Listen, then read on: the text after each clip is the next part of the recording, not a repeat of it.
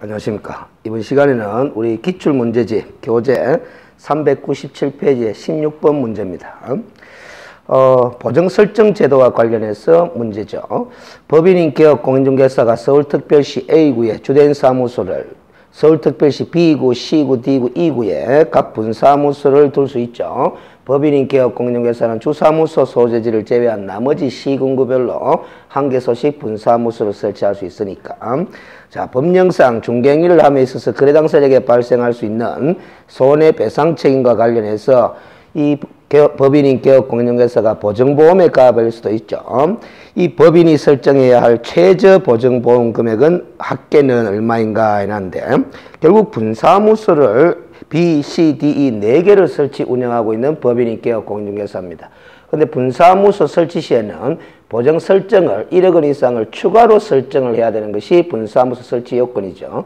이때 추가로의 의미를 계산 문제로 낸 겁니다. 추가로의 의미는 분사무소에 별도로 1억 원 이상의 보정 설정을 하는 것이 아니라 주사무소 소재지에 이미 2억 원 이상이 설정되어 있겠죠. 거기에 정액 설정을 의미하는 거거든. 그래서 주사무소에 이미 2억이 설정되어 있는 상태에서 4개의 분사무소를 설치 운영하고 있으니까 최저 6억 원 이상의 보정 설정을 해야 되겠다라는 겁니다. 알겠어요?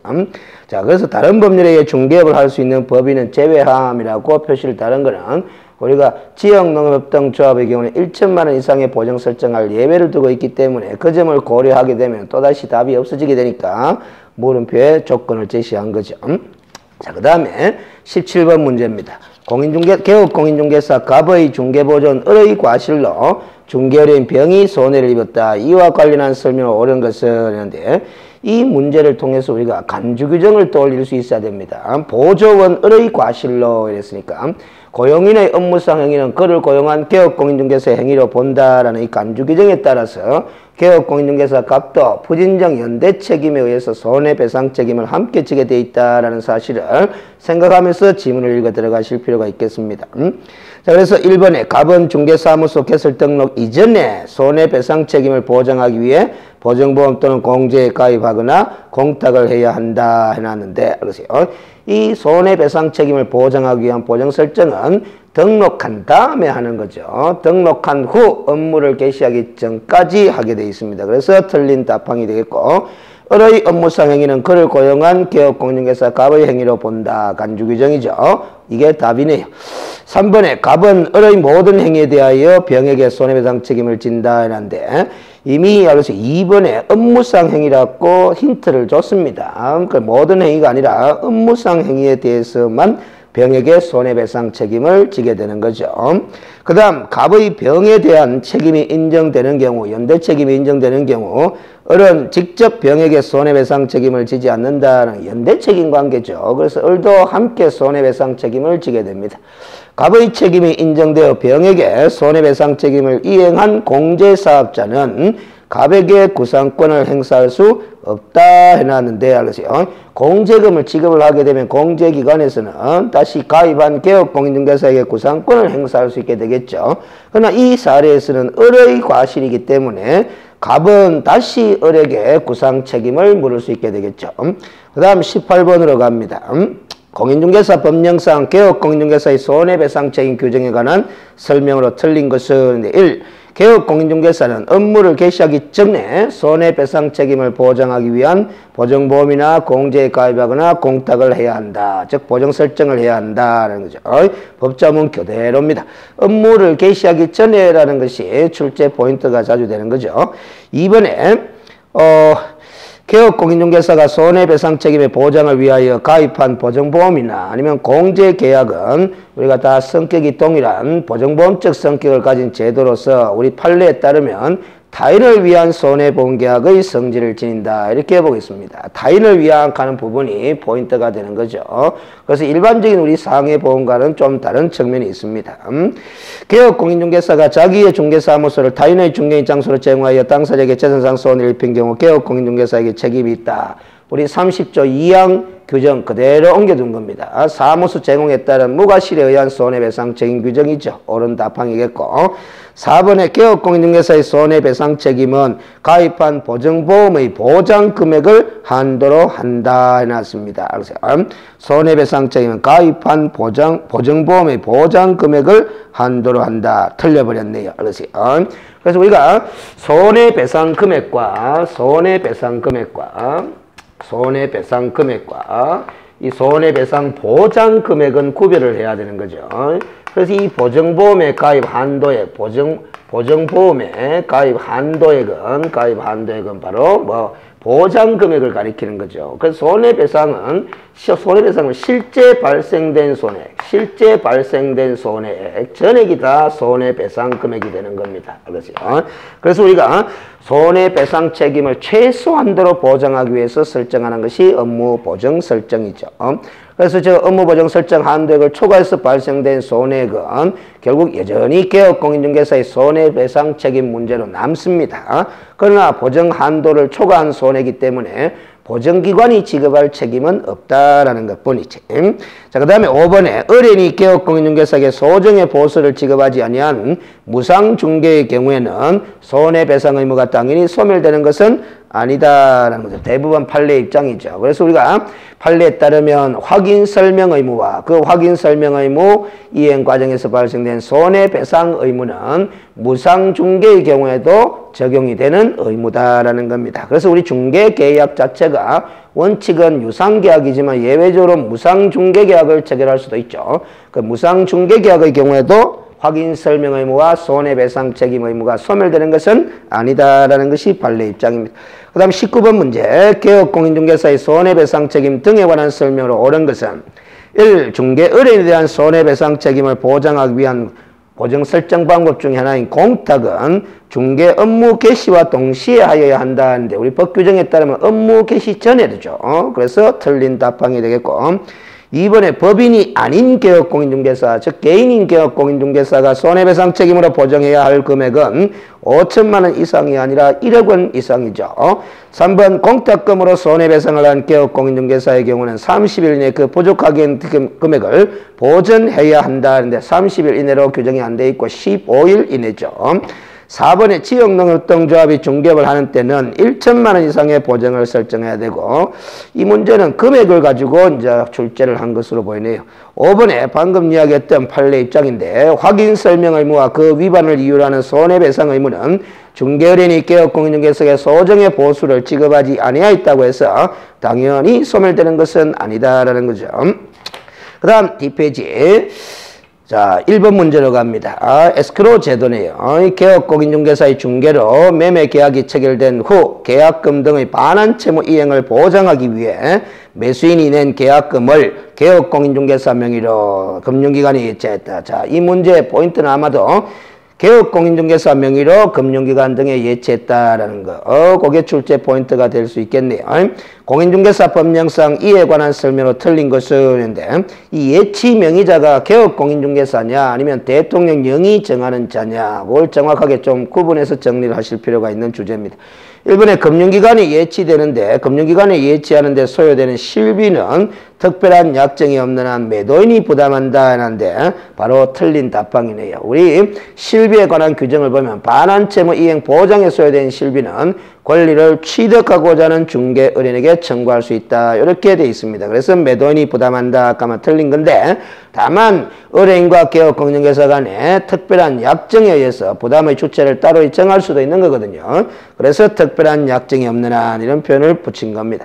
어찌됐든 매도인이 부담하는 것이 아니라 특별한 약정이 없으면 취득의뢰인, 이 문제의 사례가 매매계약이 체결된 사례니까 이전 의뢰인인 매도인이 부담하는 것이 아니라 매수인이 부담한다. 이렇게 해야 옳은 답항이 됩니다. 2번에 개업공인중개사는 계약금 이외에 중도금이나 잔금도 예치하도록 거래 당사자에게 권고할 수 있다. 이 부분은 법의 개정 과정을 묻는 건데 과거 초창기의 법은 계약금 등의 예치 대상이 되는 계약금 등의 보면은 잔금이 제외되어 있었는데 법 개정 과정에서 잔금도 포함이 된 거죠. 그래서 옳은 답항이 되겠습니다. 그 다음 3번에 개업공인중개사는 예치된 계약금에 해당하는 금액을 보장하는 보증보험 또는 공제에 가입하거나 공탁을 해야 되죠. 그래서 이 문제가 누구 명의로 예치된 사례입니까? 개업공인중개사 명의로 예치된 사례죠. 만약에 대통령 영위 전환자의 명의로 예치된 경우라면은 3번은 틀린 답항이 되는 거죠.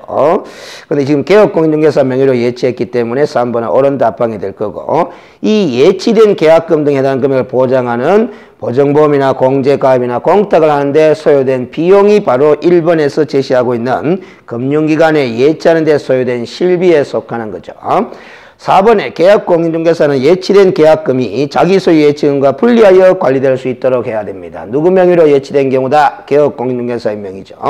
5번에 마찬가지 개업공인중개사 명의로 예치됐을 때는 예치된 계약금 등을 당사자의 동의 없이 임의로 인출해서는 아니 된다라는 겁니다. 그래서 이렇게 개업공인중개사의 명의로 예치하게 되는 경우에는 이 인출은 당사자의 동의가 있어야 하는데 그 인출에 대한 당사자의 동의 방법을 미리 거래 당사자와 개업공인중개사 사이에 약정을 하도록 되어 있습니다. 그 다음 2번 문제. 계약금 등의 반환채무 이행의 보장에 관한 설명으로 틀린 것은 1. 예치 대상 계약금 등의 범위는 잔금까지 포함이다라는 거죠. 2번에 계약금 등을 개업공인중개사 명의로 금융기관 등에 예치하는 경우 개업공인중개사는 당사자의 동의 없이 이를 인출할 수 있다. 바로 틀렸죠. 항상 이 개업공인중개사의 명의로 예치하느냐 대통령 영위 전환자의 명의로 예치하느냐 그 점을 정확하게 파악을 할 필요가 있습니다. 3번에 거래 당사자는 반환채무 이행의 보장을 위해 계약금 등을 반드시 금융기관 등에 예치해야 하는 것은 아니죠. 예치할 것을 거래 당사자에게 권고할 수 있다라는 제도입니다. 4번에 개업공인중개사 명의로 계약금 등을 예치 시에는 예치되는 계약금 등의 안전을 보장하기 위한 규정을 위반한 경우 결국 이 문장은 이 계약금 등의 반환채무이행 보장에 관한 우리 공인중개사법 31조의 규정에 개업공인중개사 위반하게 되면은 어떤 처벌의 대상이 되느냐 그걸 묻고 있는데 우리 공인중개사법에서는 명문의 제재 규정을 두고 있지 않습니다. 그래서 이렇게 명문의 제재 규정을 두고 있지 않는 경우는 우리 국토교통부 유권해석 입장에 따라서 39조 1항 14호 규정 즉 그 밖에 이 법 또는 이 법에 한 명령이나 처분에 위반한 경우에 해당되는 것으로서 업무 정지 1호를 명할 수 있는 사유로 보고 있습니다. 그래서 4번은 옳은 답항이겠고 5번에 거래 당사자가 이에 계약 이행 기간 동안에 거래 안전을 보장하기 위한 취지에서 도입된 제도죠. 그래서 이 계약금 등의 반환채무 이행 보장에 관한 제도는 거래의 안전을 보장하기 위한 취지의 제도다. 그렇죠. 계약금 등의 반환을 보장하는 의미로 규정을 함으로써 거래의 안전을 보장하고자 하는 거죠. 3번 계약금 등의 반환채무 이행의 보장에 관한 설명으로 틀린 것은 1. 개업공인중개사가 거래 당사자에게 계약금 등을 예치하도록 권고할 법률상 의무는 없죠. 권고할 수 있다. 이렇게 규정되어 있습니다. 2번에 계약금 등을 예치하는 경우 우체국, 예금, 보험에 관한 법률이라는 게 있는데 이 법에 따른 최신관서 명의로 공제사업을 하는 공인중개사 협회에 예치할 수도 있다라는 겁니다. 5점. 그 밑에 해설의 표를 보시면 예치 명의자, 예치 기관, 보증서 발급 기관을 이렇게 법 규정의 내용을 분석해서 비교표로 만들어뒀는데 지금 예치 명의자는 최신 관서도 예치 명의자가 될 수 있죠. 그리고 우리가 공제사업을 하는 공인중개사 협회는 예치 명의자도 될 수 있고 예치 기관도 될 수 있으며 명확합니다. 그래서 전혀 출제의 오류를 찾아볼 수가 없고 2번은 옳은 답항이 되겠습니다. 3번 계약금 등을 예치하는 경우 보험업법에 따른 보험회사의 명의로도 금융기관에 예치할 수 있죠. 그래서 보험업법에 따른 보험회사도 대통령이 정하는 예치 명의자의 범위에 들어감을 우리 표를 통해서 확인할 수가 있습니다.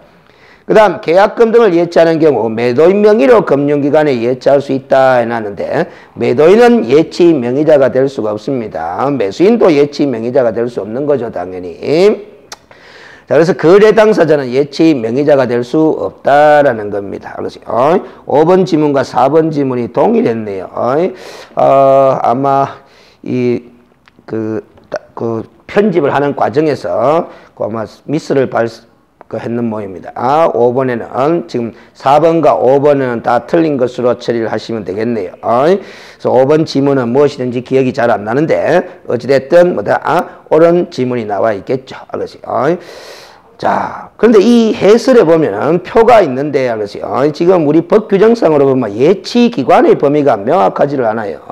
공제사업자와 신탁업자가 예치기관에 속하는 것이면 명확한데, 금융기관의 범위가 어느 범위까지를 가리키는지, 그리고 신탁업자 뒤에 등이 붙었는데 이 등을 어느 범위로 볼 것인지 명확하지가 않습니다. 알겠어요? 근데 이 명확하지 않은 부분을 가지고 아마 과거에 시험 문제가 한번 나온 것이 있는데, 오른쪽에 4번 문제가 아닌가 그리 예상했는데 한번 보겠습니다. 공인중개사 법령상 개업 공인중개사는 계약금 등을 대통령이 정하는 자의 명의로 금융기관 등에 예치하도록 거래당사에 권고할 수 있는데, 이 명의자에 속하지 않는 것은, 그러면 예치 명의자를 물었기 때문에 이거는 출제 오류에 전혀 없겠네요. 그래서 다시 왼쪽 페이지에 그 표 안에 예치 명의자 1, 2, 3, 4, 5, 6에 해당되지 않는 자를 찾아라 라는 소리입니다. 상식적으로 우리가 법원이 답이 된다 하는 것을 감각적으로 맞출 수 있겠네요. 그래서 우리가 예치 명의자를 억지로 외우기보다는 한 두세 번 정도 정독해두는 정도만 하더라도 충분하겠고, 특별히 주의를 할 것은 공제사업자는 예치 명의자도 될 수 있고 예치기관도 될 수 있다라는 점, 그 점을 또 정확하게 기억을 해둘 필요가 있겠습니다.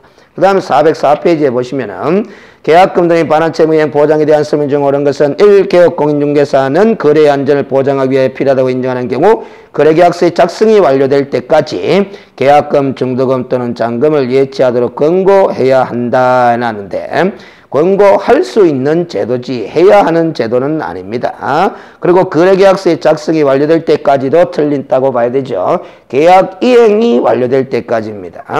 이번에 계약금 등의 반환 채무 이행을 보장하기 위해 이를 금융기관에 예치할 수 있는데, 그럴 경우에는 개업공인중개사의 명의로도 할 수 있죠. 예치 명의자는 개업공인중개사 또는 대통령이 정하는 자입니다. 그 다음 3번에 개업공인중개사가 계약금 등의 반환 채무이행 보장에 반하는 행위를 한 경우에는 명문의 제재 규정은 없지만은 업무 정지 사유라 그랬습니다. 그래서 틀린 답방이 되었고, 4번 이 우체국 예금 보험에 관한 법률에 따른 최신관서도 예치기관이 될 수 있다는데, 자, 이 부분을 이제 답으로 만드는데 17회 기출 문제는요, 좀 오류 문제를 좀 검토할 필요가 있습니다. 그때 당시에 이의 신청이 있었는지는 모르겠지만은, 그래서 하여튼 이의 신청을 충분히 해봄직하다라는 거죠. 우리 402페이지의 그 해설의 비교표를 보면 예치기관이라고 금융기관, 공제사업자, 신탁업자 등이라고만 표현되어 있지, 이 최신관서가 금융기관에 속하는지 또 신탁업자 뒤에 있는 등에 속하는지 명확하지를 않습니다. 이 불명확한 이런 것을 근거로 해서 출제한 경우에는 좀 문제가 있지 않느냐라는 겁니다. 그러세요. 제가 그래서 404페이지에 그 5번 문제 해설에도 그 점을 지적해 뒀으니까 한번 읽어두실 필요가 있겠다라는 소리입니다. 어쨌든 우리 공인중개사법 규정상으로 예치기관의 범위는 불명확하긴 하지만은 금융기관, 그 다음 공제사업자, 신탁업자 등에 예치할 것을 거래당사자에게 권고할 수 있다. 이렇게만 규정을 해두고 있습니다. 5번에 계약금 등의 예치를 매도인이 개업공인중개사에게 요구한 경우 이를 거절할 수 없다라고 했는데, 권고제도에 불과하기 때문에 권고를 해도 되고 안 해도 되고 하겠어요. 또 매도인이 개업공인중개사가 요구했다 하더라도 현실적으로 그 개업공인중개사가 법적으로 받아줄 의무는 없습니다. 그러나 사실상 현실적으로는 거절할 수가 없겠죠. 고객이 요구하는 사항이 되니까. 그래서 어찌됐든 이 5번 문제가 17회 기출할 때 4번을 옳은 답방으로 처리한 것은 좀 출제에 문제가 있지 않았느냐 이렇게 평가를 합니다. 그 다음 6번 문제로 갑니다. 계약금 등의 반환 채무 이행의 보장에 관한 설명 중 틀린 것은 1. 개업공인중개사는 매수인이 요구하는 때는 계약금 등을 금융기관, 공제사업자 등에 예치하여야 한다 해놨는데, 매수인이 요구하더라도 응할 의무는 없고, 또 예치 제도는 권고 제도에 불과하다라는 겁니다. 그래서 1번 바로 틀려버렸죠. 이 제도는 계약 이행 기간 동안의 거래 안전을 보장하기 위한 것이다. 뒤에 다시 참 출제가 또 된 바가 있죠. 이 지문은. 그래서 19회 기출문제네요. 그 18회와 19회 때 연달아 똑같은 문장이 지문에 소개됐습니다. 그래서 우리 401페이지 2번에 5번 지문과 그 다음에 405페이지 6번에 2번 지문은 똑같습니다. 그 다음 3번에 금융기관은 거래대금액의 예치 명의자가 될 수 있다 해놨는데, 알겠어요. 이 18회 기출 문제에서는 아세요. 18회 기출 당시에는 402페이지의 그 비교표에 예치 명의자의 1번에 은행법에 따른 은행이라고 되어 있는데 그냥 금융기관이라고 되어 있던 걸 후에 개정을 해서 명확하게 은행법에 따른 은행이라고 명시한 겁니다. 그래서 이 18회 기출될 때는 금융기관도 거래대금의 예치 명의자가 될 수 있다. 그러면 O로 처리된 거죠. 지금은 이렇게 불확정적인 내용으로 출제하기가 힘든 거죠. 금융기관이 예치 명의자가 될 수 있을 수도 있고 없을 수도 있는데 그 금융기관의 범위가 명확하지를 않다라는 소리입니다. 4번에 개업공인중개사는 거래대금을 자기 명의로 금융기관 등에 예치하는 경우는 자기 소유의 예치금과 분리해서 관리해야 된다라는 겁니다. 누구 명의로 예치할 때는 개업공인중개사 명의로 예치할 때는 5번에 계약금, 중도금, 잔금, 계약 관련 서류 관리 업무를 수행하는 전문회사, 소위 에스크로 전문회사라 그렇게 이야기를 합니다. 이 사람도 예치 명의자가 될 수 있다라는 거죠. 앞에 본 비교표에 명시되어 있습니다. 법 규정상 명확하게 이 에스크로 전문회사는 예치 명의자가 될 수 있는 거죠. 자, 그 다음 7번 문제로 갑니다. 중개보수 주제로 가네요. 중개보수에 관한 설명으로 틀린 것은 1. 공인중개사 자격이 없는 자가 중개사무소 개설 등록을 하지 아니한 채 해놨습니다. 부동산 중개업을 하면서 소위 무등록 중개업이 되겠죠. 거래 당사와 체결한 중개보수 지급약정은 우리 대부분 판례 입장에 따르면 강행법규에 위반된 약정으로서 무효 이렇게 처리하고 있습니다. 그래서 이렇게 보면 등록에 관한 규정은 우리가 강행법규에 해당한다고 하지만 무효 처리하고 있는 걸로 봐서 효력 규정의 성격을 띈 것으로 그렇게 법원은 보고 있다는 거죠. 2번에 개업공인중개사와 중개업인 간의 중개보수의 지급 시기 약정이 없을 때는 중개대상물의 거래대금 지급이 완료된 날 지급하기로 최근에 공인중개사 법령을 개정하면서 중개보수의 지급 시기를 명확히 규정하였죠. 그래서 약정이 없을 때는 거래대금 지급이 완료된 날 지급하도록 그렇게 규정이 되어 있습니다. 그래서 약정에 의해서 거래계약 체결 시에 지급할 수도 있는 거죠. 3번 주택 외의 중개대상물의 중개에 대한 보수는 조례하고는 관계없습니다. 국토교통부령으로 정한다. 5점. 4번에 주택의 중개에 대한 보수는 어린 쌍방으로부터 각각 받되 그 일방으로부터 받을 수 있는 한도는 매매 교환의 경우에는 거래금액의 0.9% 이내에서 특별시 광시 도의 조례로 정하는 거죠. 5번에 중개대상물의 소재지와 사무소의 소재지가 서로 다른 경우 개업공인중개사는 중개대상물의 소재지를 관할하는 시도조례에 따라서 중개보수를 받아야 한다 해놨습니다. 그래서 이 5번 지문도 조금 출제에 미숙함이 있어 보이는 건데 이 시도 사무소 소재지 조례에 따라서 중개보수를 받느냐 아니면 그 중개대상물 소재지 관할 시도 조례에 따라서 중개보수를 받느냐 이 기준은 중개대상물이 주택일 때 한해서만 적용이 되는 거죠. 왜냐하면 주택 외의 중개대상물은 시도 조례와 전혀 관계가 없는 것이니까. 그래서 지금 이 5번 지문을 제시하면서 중개대상물을 주택인지 주택 외인지 명확하게 제시를 하지 않고 있습니다.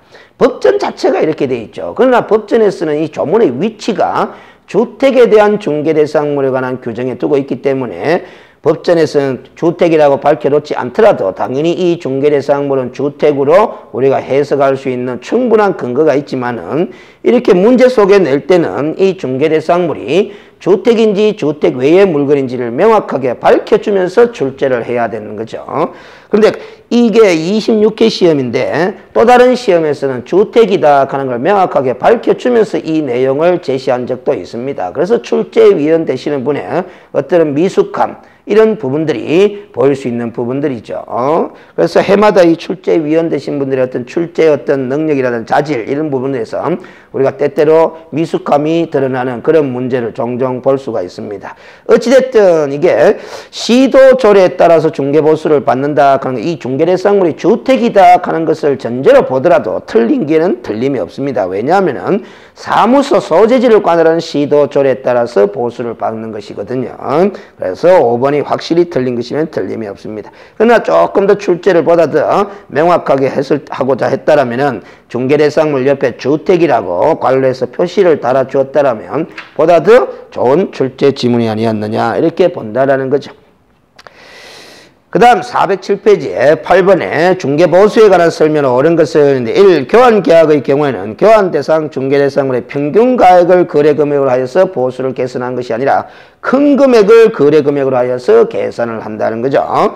2번에 동일한 중개대상물에 대하여 동일 당사자 간의 매매와 임대차가 동일 기회에 이루어지는 경우에는 소위 민법상 점유 개정 상황일 경우에는 임대차 계약에 관한 거래 금액으로 하여 계산하는 것이 아니라 매매 계약에 따른 거래 금액을 기준으로 보수를 산출한다라는 거죠. 3번에 주택 외의 중개 대상물의 중개보수는 주택 외라고 했는데 그러면 국토교통부 0으로 정할 뿐이죠. 시도 조례하고는 관계가 없습니다. 4번에 주택 외의 중개 대상물의 중개보수는 거래금액의 0.9% 이내에서 쌍방으로 각각 때 의뢰인과 개업공인중개사가 서로 협의해서 결정한다 해놨습니다. 자, 이 문제 그래서 20일에 기출될 당시에는 100% 4번이 옵니다. 그러나 현재 법령에서 보면은 이 주택 외의 중개 대상물에 대해서는 소위 주거용 오피스텔에 관한 규정이 신설된 상황이죠. 그럼 이 주거용 오피스텔의 경우도 주택 외의 중개 대상물로 분류되는데 과연 이 규정대로 0.9% 범위에서 서로 협의해서 결정하느냐? 아니거든요. 주거용 오피스텔의 경우는 매매 교환의 경우는 거래금액 0.5%, 임대차 등의 경우는 거래금액 0.4% 범위에서 의뢰인과 개업공인중개사가 서로 협의해서 결정하거든요. 그래서 이 소위 주거용 오피스텔의 경우에는 이 4번이 적용되지 않는다라는 측면에서 보면은 이 현재 법령 기준에서는 4번을 옳은 답항으로 처리할 수가 없습니다. 그러나 이 4번의 문장은 아마 주거용 오피스텔을 제외한 나머지 주택 외의 중개 대상물일 경우는 이 4번이 그대로 적용이 되는 거죠. 자, 그래서 우리가 이 기출 문제집을 편집할 때 그리고 또 기출 문제집을 또 해설할 때 법령의 개정 상황을 충분히 감안해서 기출 문제집을 또 편집할 필요성도 있고 또 해설도 할 필요가 있는데 그렇지 못한 경우들이 종종 있습니다. 잘 새겨서 들으셔야 됩니다. 근데 제가 이 문제집을 편집할 때 기준이 기출 문제집이기 때문에 가급적 기출 문제집의 원형을 변형시키지 않는 범위 내에서 그대로 수록을 하고 해설을 통해서 개정된 법령의 내용을 고려해가지고 해설을 하고자 그렇게 생각을 하고 교재를 편집했기 때문에 현행 법령 기준에서 보면은 답이 정확하게 맞지 않을 수도 있는 문제들이 일부 있을 수 있습니다. 그러나 이제 출제 유형을 우리가 경험한다라는 측면에서 나름대로 의의를 둘 수 있기 때문에 해설을 잘 들으시고 거기에 맞춰서 변형시켜서 소화시키면 되겠습니다. 알겠어요? 그 다음 5번에 주택 임대차 중개의 경우 중개 보수는 거래금액의 1.분의 9를 받을 수 있다 했는데 임대차죠. 임대차. 그러면은 거래금액 1.분의 9 하는 거는 있을 수가 없습니다. 최대 한도 요율이 우리 국토교통부 0이 정하는 요율이 거래금액 0.8% 이내에서 시도 조례로 정하고 있던 거죠. 그래서 1.분의 9는 나올 수가 없는 물건입니다. 주택이 임대차일 경우에는. 자, 그 다음 9번 문제 계산 문제로 넘어갑니다. 개업공인중개사 갑이 을의 일반 주택을 6천만 원에 지금은 일반 주택 하는 게 큰 의미가 없습니다. 과거 중개보수 시스템은 일반 주택과 고급 주택이라는 용어를 사용하면서 구별했지만 지금은 그냥 주택과 주택 외로만 구분하고 있습니다.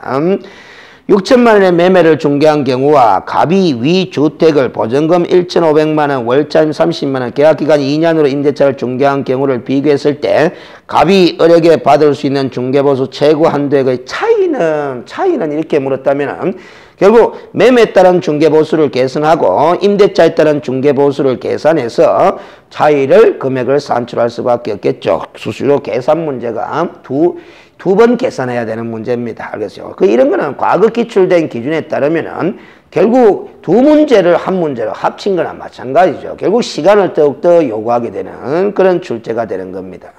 어찌됐든 기출 문제를 변형시켜서 구성을 하려다 보니까 이렇게 과거 같으면 두 문제가 이 문제라면 한 문제로 합쳐져 버렸다라는 거죠. 그러면 시간을 더 주든지 해야 되죠. 근데 그렇지는 않고 이렇게 합쳐놓았다는 건 조금 고민을 덜 했지 않느냐 싶습니다. 일단은 매매 금액이 6천만 원인데 6천만 원의 중개보수 상한 요율이 0.5%니까 30만 원이 되겠죠. 그 다음에 임대차의 경우는 월차임 30만 원에다가 100을 곱하면은 3천인데 1,500을 더하면 4,500으로서 5천만 원 미만이 되니까 월차임 30만 원에다가 100을 곱할 것이 아니라 다시 70을 곱해가 다시 계산해야 됩니다. 그러면 2,100만 원에다가 1,500만 원을 더하면 3,600만 원인데 3,600만 원의 임대차에 관한 중개보수요율은 0.5%라서 18만 원이 되죠. 그렇다면 결국 차액을 물었으니까 30만 원에서 18만 원을 빼면은 12만 원이 답이 되겠습니다. 그 다음 10번 문제. 갑은 개업공인중개사 병에게 중개를 의뢰하여 을 소유의 전용면적 70제곱미터, 85제곱미터 이하 맞네요. 오피스텔 보증금 2천만 원, 월차임 20만 원 임대차 계약을 체결하였다. 이 경우 병이 갑으로부터 받을 수 있는 중개 보수의 최고 한도액은 하는데 이 임차한 오피스텔은 이러이러한 시설을 갖췄다라는 걸로 봐서 그리고 주거 전용 면적도 85제곱미터 이하인 것으로 봐서 소위 주거용 오피스텔입니다. 주거용 오피스텔이지만 주택 외로 분류가 되는 거죠. 그 어찌됐든 간에 임대차 거래니까 25만 원 곱하기 100을 하면은 2,500에다가 2,000 하면 4,500이 되면 또 마찬가지 5천만 원 미만이 되니까 70을 곱해서 보증금에다 합산해야 됩니다. 그러면 3,750만 원인데 3,750만 원의 보수요율이 제시되지 않았죠. 3,750원. 임대차의 경우는 최대 0.4% 범위 내에서 상호 협의해서 결정하게 되어 있습니다. 그래서 이게 합의된 보수요율을 제시해주지 않았기 때문에 최고 한도 요율인 0.4%를 곱하면 되겠죠. 그러면 15만 원이 답이 되겠습니다. 알겠어요? 잠시 쉬었다가 계속해서 문제풀이 이어나가도록 하겠습니다.